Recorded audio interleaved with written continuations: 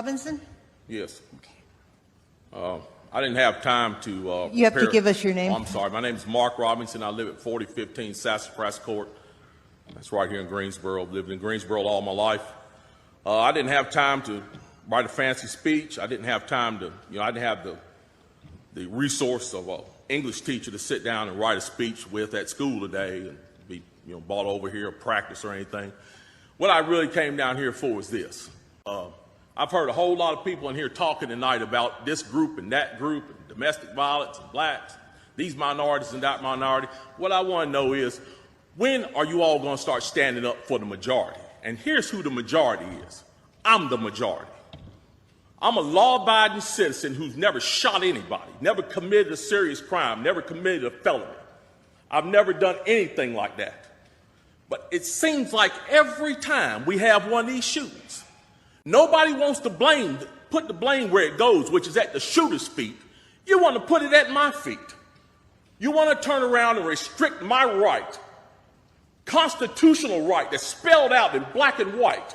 You want to restrict my right to buy a firearm and protect myself from some of the very people you're talking about in here tonight. It's ridiculous. I don't think Rod Serling could come up with a better script. It does not make any sense. The law-abiding citizens of this community and many communities around this country, we're the first ones taxed and the last ones considered and the first ones punished when things like this happens, because our rights are the ones that are being taken away. That's the reason why I came down here today. Gun show or no gun show, NRA or no NRA. I'm here to stand up for the law-abiding citizens of this community, because I'm going to tell you what's going to happen. You can take the guns away from us all you want to. You all write a law, I follow the law, I'll bring my guns down here, I'll turn them in. But here's what's going to happen. The Crips and the Bloods on the other side of town, they're not going to turn their guns in. They're going to hold on to them. And what's going to happen when you have to send the police down there to go take them? The police can barely enforce the law as it is.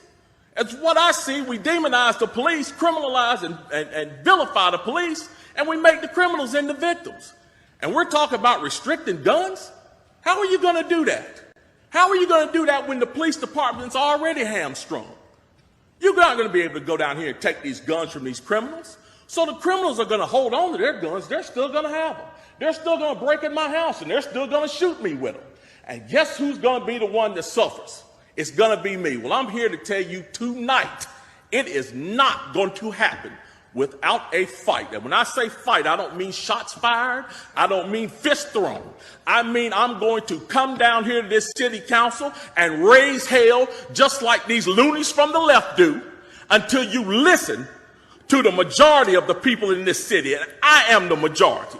The majority of the people in this city are law-abiding, and they follow the law, and they want their constitutional right to be able to bear arms. They want to be able to go to the gun show and buy a hunting rifle or a sport rifle. There are no military-grade weapons sold at the gun show. An AR-15 is not a military-grade weapon.